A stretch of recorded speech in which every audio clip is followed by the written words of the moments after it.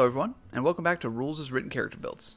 My name is Zach, and on this channel I make character builds for 2024 5th edition Dungeons & Dragons, aiming to strike a balance between theme and combat capability. So, I know I already posted my weekly upload on Monday, but when I found out that it was Monster Week, I just had to hop on and get another video out there to join in on all the dragon-themed fun. Shout out to a commenter from my last video, @It'sYumich, for letting me know that it's Monster Week. I'm really excited to be a part of it. Now, if, like me, you didn't know what Monster Week was at first, let me fill you in. This is an annual Dungeons & Dragons community event hosted by Ginny D and Pointy Hat. Basically, all of us Dungeons & Dragons content creators are each going to put out a video specifically about dragons, since that's this year's theme. I'll link the official Monster Week channel in the description down below. Go ahead and subscribe to that channel to easily find each day's playlist. So, I wanted to use this video as a chance to dive into the Purple Dragon Knight Fighter subclass from the Forgotten Realms subclass Unearthed Arcana that came out earlier this year. The idea for this build actually comes from a viewer @Beyond798 who asked me to make a lance-wielding Purple Dragon Knight fighter. Thanks for the idea, Beyond. Now, I'm really excited to build with this subclass and take advantage of that permanent Purple Dragon Companion, but it does make me wonder, why stop with just one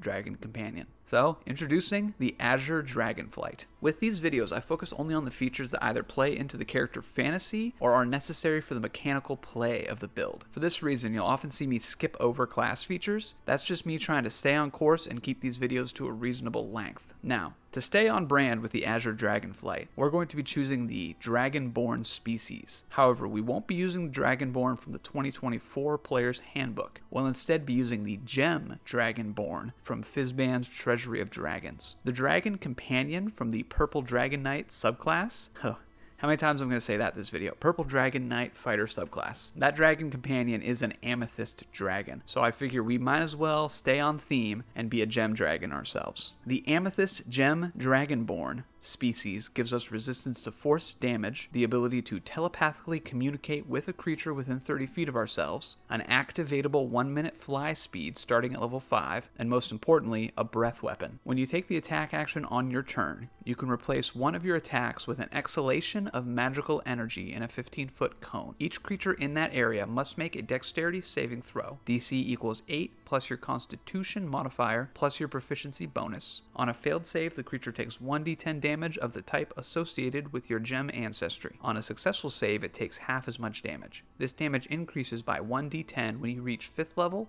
11th level, and 17th level. You can use your breath weapon a number of times equal to your proficiency bonus, and you regain all expended uses when you finish a long rest. That scaling damage is really nice. It mirrors the cantrip damage increases as well. And as a fighter, we will get extra attacks, so we can weave this into a normal attack action, no problem. For our ability scores, we do want a good strength. Also, our Purple Dragon Companions features scale off of intelligence, so we need to invest some points there.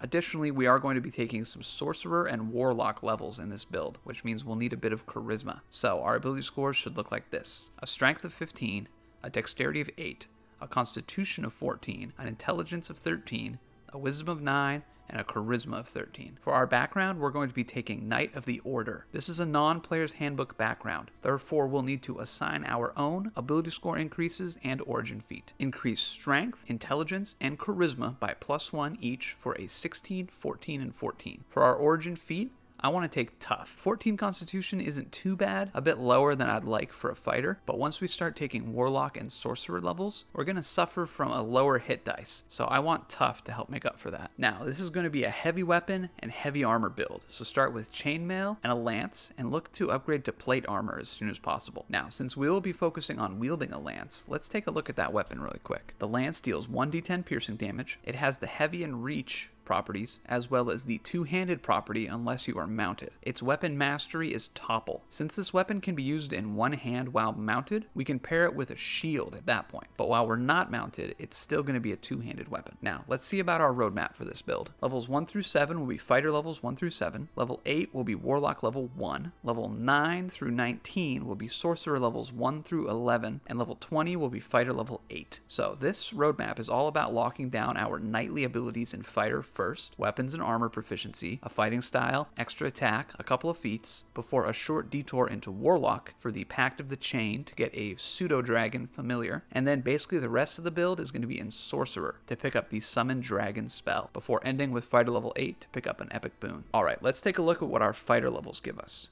Fighter levels 1 through 7, we're going to pick up a fighting style, weapon mastery, action surge, the Purple Dragon Knight subclass, an ability score improvement, the extra attack feature, another ability score improvement, and the Dragon Rider feature. Now, first off, we get a fighting style, and this is a hard choice because the lance could take advantage of great weapon fighting while we are wielding it in 2 hands, but not while we are wielding it in 1. And the opposite is true for the dueling fighting style. While we have the lance in 1 hand, we can use it, but on foot, that fighting style is useless to us. So let's just go with a safe option, defense. Increase our armor class by +1 while we are wearing armor. This is going to be useful regardless of whether we are mounted or not. Now, for weapon masteries, fighters get 3. We're just going to focus on our main weapon, the lance, which uses topple. If you hit a creature with this weapon, you can force the creature to make a Constitution saving throw. DC equals 8 plus the attack ability modifier plus your proficiency bonus. On a failed save, the creature has the prone condition. I love this mastery. It's great for our allies because they'll get advantage on attacks against that creature until it stands up again, likely on its next turn. And then at fighter level 2, we'll get Action Surge, the best ability in the game. Once per short rest, we gain a second action on a turn. And then at fighter level 3, we'll get our subclass, Purple Dragon Knight. Firstly, we gain the Nightly Envoy feature. You learn 1 language of your choice, which you choose from the languages table in the player's handbook. Additionally, you can cast the Comprehend Languages spell, but only as a ritual. Intelligence is your spellcasting ability for it. But more importantly, we gain the Purple Dragon Companion feature. This feature gives us a companion who is a purple dragon.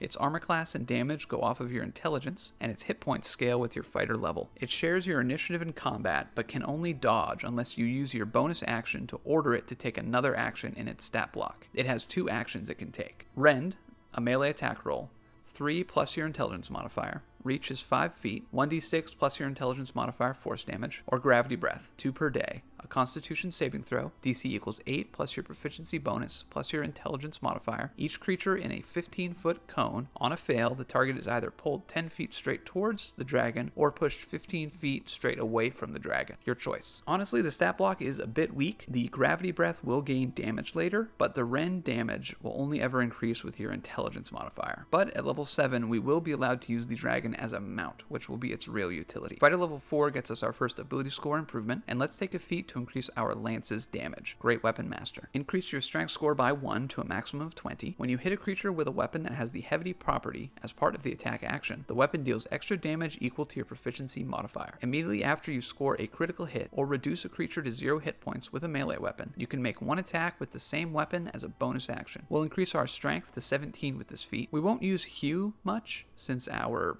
Purple Dragon can make an attack with our bonus action, but the proficiency bonus damage on our lance attacks is pretty nice. At fighter level 5, we get extra attack just in time after taking the Great Weapon Master feat. Fighter level 6 gets us another ability score improvement, and since we're about to get our Purple Dragon as a mount, I really wanted to take the Mounted Combatant feat. But on a closer look, that feat really isn't worth it for this build. The dragon is going to be a medium creature next level, so the advantage on attacks against creatures smaller than your mount would only work on small and tiny creatures, which are a lot less common than medium creatures. And it's so easy to resurrect the dragon, either anytime you take a rest or using your second wind feature, that all the defensive features to protect your mount aren't really worth it. So instead, we'll be taking the Polearm Master feat to improve our capability with the lance once again. Increase your dexterity or strength score by 1 to a maximum of 20. Immediately after you take the attack action and attack with a quarterstaff, a spear, or a weapon that has the heavy and reach property, you can use a bonus action to make a melee attack with the opposite end of the weapon. The weapon deals bludgeoning damage, and the weapon's damage die for this attack is a d4. While you're holding one of the previously listed weapons, you can take a reaction to make 1 melee attack against a creature that enters the reach you have with that weapon. We're now going to be torn between using our bonus action for the Purple Dragon's attacks, our Pull Strike feature, or Hue. But since our Purple Dragon Companion can knock creatures back with our breath weapon, it creates a fun combo where an enemy approaches us, we get our reaction attack, then on our turn the breath weapon knocks them back, and they have to approach us again on their next turn, proccing that reactive strike again. So we can do a little bounce, hit, bounce, hit, bounce, hit, bounce.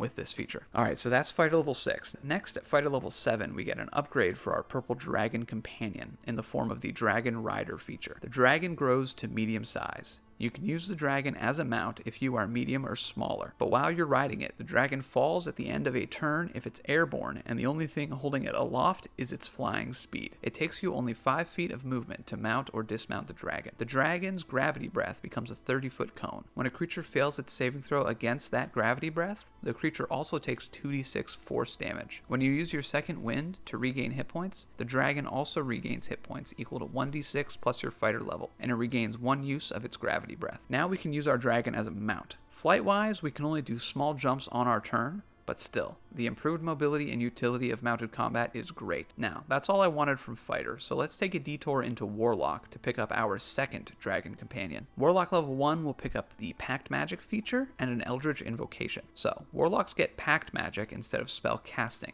This doesn't combine with spell casting as far as multiclassing goes, so once we start taking Sorcerer levels, we will just treat these as separate features. As a Warlock, we'll have 1 first level spell slot, which we regain on a short rest, and 2 prepared spells. I recommend Hex for one of your prepared spells. We do have extra attack, and we can make bonus action attacks, so the extra force damage on hit is pretty cool. For our cantrips, definitely take Eldritch Blast. Amethyst dragons deal force damage with their breath weapons, so having a cantrip that deals force damage is pretty on brand for us. Next, we get 1 Eldritch Invocation, and we're taking Pact of the Chain. You learn the Find Familiar spell and can cast it as a magic action without expending a spell slot. When you cast the spell, you choose one of the normal forms for your familiar or one of the following special forms: Imp, Pseudo-Dragon, Quasit, Skeleton, Slad Tadpole, Sphinx of Wonder, Sprite, or Venomous Snake. Additionally, when you take the attack action, you can forego one of your own attacks to allow your familiar to make 1 attack of its own with its reaction. We are going to be going with the Pseudo-Dragon. This is a pretty bomb creature. It's tiny, but it has 10 hit points, magic resistance,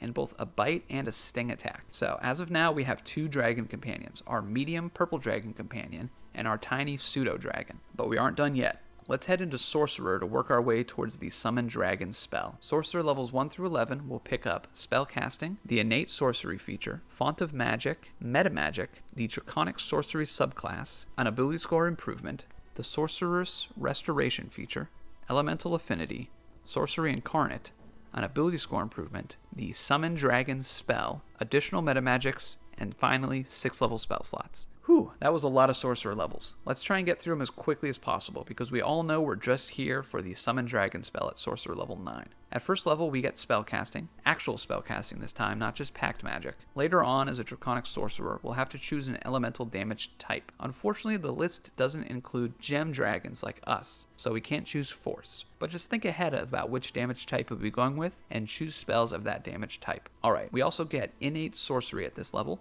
As a bonus action, you can unleash your magical origin for 1 minute, during which time you gain the following benefits. The spell save DC of your sorcery spells increases by 1. You have advantage on the attack rolls of sorcerer spells you cast. You can use this feature twice, and you regain all uses of it when you finish a long rest. This is actually super useful for us. We have a fairly low charisma for a sorcerer, only a 14, so anything to help us land our attacks is very helpful. Next, at sorcery level 2, we get access to the sorcery points system in the forms of the Font of Magic feature and Meta Magic options. Font of Magic lets us turn our sorcery points into spell slots and vice versa. Meta Magic lets us choose 2 Meta Magic options that we can spend to alter spells as we cast them. For me, I think we should take Careful Spell, since we have 2 dragon companions to look out for. Wouldn't want to catch them in an area of effect. When you cast a spell that forces a creature to make a saving throw, you may spend 1 sorcery point and select a number of creatures equal to your charisma modifier. These creatures automatically succeed on their saving throw and take no damage if they would normally take half damage on a successful save. We wouldn't want to kill one of our companions with a burning hand, a fireball, or maybe even a cone of cold. Also, I would take Extended Spell so that our concentration casts, Hex, maybe Haste later on, and definitely Summon Dragon down the line, stick around longer. When you cast a spell that has a duration of 1 minute or longer, you can spend 1 sorcery point to double its duration to a maximum duration of 24 hours. If the affected spell requires concentration, you have advantage on the saving throw you make to maintain that concentration. Next, at character level 11, Sorcerer level 3, we get our subclass, Dragon Sorcery. This gives us the Draconic Resilience feature. The magic in your body manifests physical traits of your Draconic gift. your hit point maximum increases by 3, and it increases by 1 whenever you gain another sorcerer level. Parts of you are also covered by dragon-like scales. While you aren't wearing armor, your base armor class equals 10 plus your dexterity and charisma modifiers. The tough feat and this feature together means that we won't be too much of a slouch in hit points despite the D8 hit dice. We wear heavy armor, so we don't really need the second bit of this feature. This subclass also gives us an extended spell list with some cool dragon-themed spells. At Source Level 3, we get Alter Self, Chromatic Orb, Command, and Dragon's Breath. At Sorcerer Level 5, we get Fear and Fly. At Sorcerer Level 7, we get Arcane Eye and Charm Monster. And at Sorcerer Level 9, we get Legend, Lore, and Summon Dragon. And, speaking of spells, at this level we get Dragon's Breath. This second level spell casts as a bonus action, concentration for 1 minute, and lets us target a creature and grant it a Draconic Breath attack. Using its action, it can activate the breath attack, dealing 2d6 elemental damage in a 15-foot cone. So, if we target our pseudo-dragon familiar, it can join in on the fun of spewing draconic fire or acid, cold, lightning, or poison. So, now we have 3 dragons that we will be controlling as a player. A tiny draconic familiar who can constantly fly around and do bombing runs with its breath attack. A medium purple dragon companion who can serve as a mount, make rend attacks or breath weapon attacks that push or pull enemies in addition to dealing damage. And lastly, our player character, a dragon knight who can make weapon attacks, spew their breath weapon, and even attack at range with Eldritch Blast. We are a dragon squad, all on our own. So next, Sorcerer Level 4, Character Level 12 gets us an ability score improvement. Been a while since we've had one of those. We are going to be topping off our strength to 20 for the +5 modifier. Sorcerer Level 5 gets us 3rd level spells, and I think it's a good time to take haste. This spell is concentration, and it grants an extra action, a +2 to armor class, and doubled movement speed. This is a great spell to cast on your mount to double its movement speed, and since you're riding it, that means you'll also be moving farther as well. But also targeting yourself is good too. We also get Sorceress Restoration at this level. When you finish a short rest, you can regain expended sorcery points, but no more than a number equal to half your sorcerer level, rounded down. Once you use this feature, you can't use it again until you finish a long rest. We aren't too focused on sorcery points with this build, but since as a fighter and a warlock, we get a good deal of features back on short rests, I like that we get some sorcerer stuff back as well. Sorcerer Level 6 gets us another subclass feature, Elemental Affinity. Your draconic magic has an affinity with a damage type associated with dragons. Choose one of those types: acid, cold, fire, lightning, or poison. You have resistance to that damage type,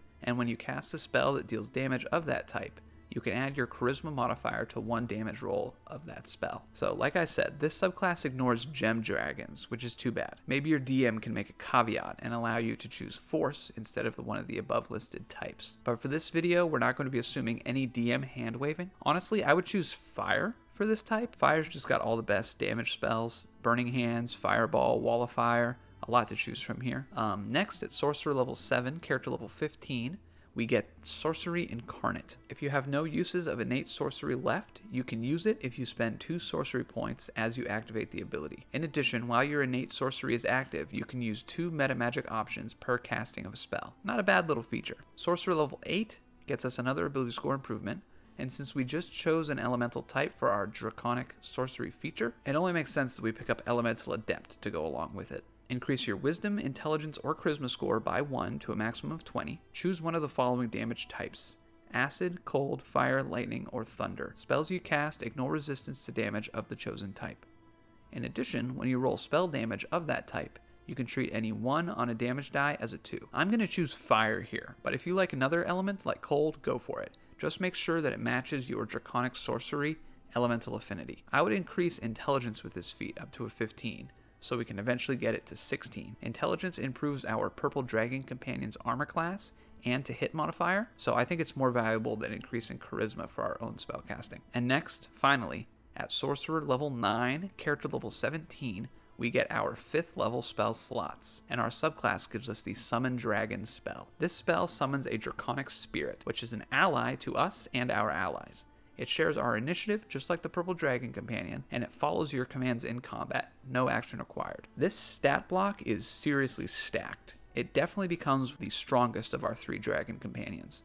Large size, 50 hit points, and it makes 2 rend attacks and a breath attack every turn. It lasts for an hour, but we can make that 2 hours with our extended spell metamagic. The spell is concentration, however, so unfortunately while we have it up, we won't be able to use our Dragon's Breath on our pseudo-dragon familiar. Ironically, with the same level spell slot, Dragon's Breath will deal more damage than the Draconic Spirit's breath attack, but the rend attacks and the utility of having a large creature on the field will be worth the trade-off. Next, at Sorcerer level 10, we get 2 more metamagic options.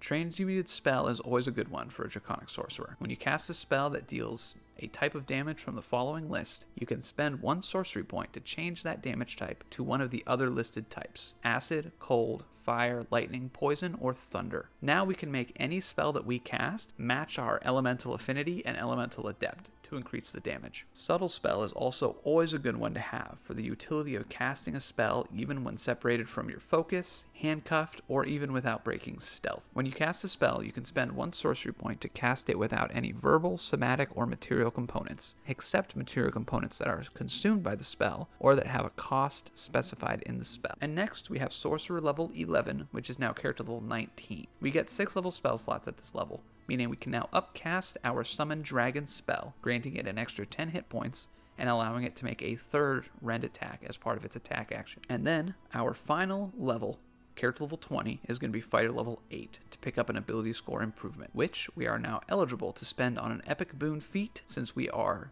level 19 or higher. Now, this was a tough choice. We have some melee capabilities, so Boon of Combat Prowess or Boon of Irresistible Offense might have been good, but we also cast a lot of spells, so Boon of Spell Recall would have been nice. But at the end of the day, since we are going for a dragon theme, because it is Dragon Week, we really can't pass on the boon that gives us a classic dragon feature: the Boon of True Sight. Increase 1 ability score of your choice by 1 to a maximum of 30. You have True Sight with a range of 60 feet. Every mature dragon has True Sight, and as the leader of our own Dragonflight, we should have it too. And that's the build.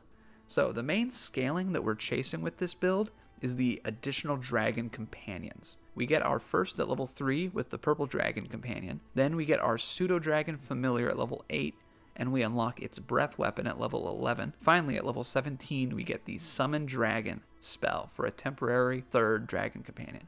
This lets us play as a really fun battlefield commander, where we'll always have multiple creatures to control, spreading our influence across every combat encounter. But we're not putting all of our dragon eggs in one clutch. All those fighter levels gives us some solid melee ability for whenever our player character wants to get mixed up in the thick of it. The one-handed lance, while mounted on our Purple Dragon Companion, is a really fun Dragon Knight aesthetic.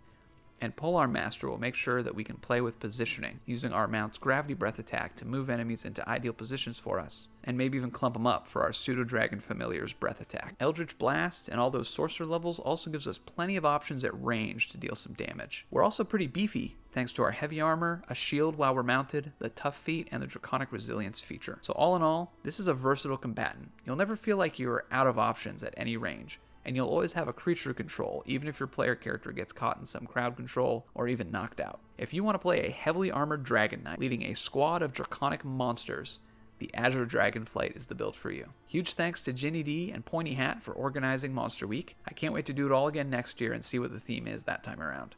Also, huge shout out to Beyond798 for the idea for the build.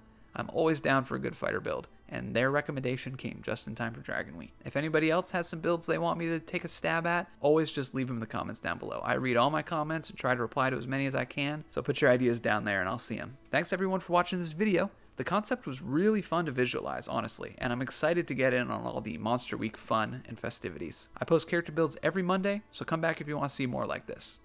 Thanks again, and I'll see y'all on Monday.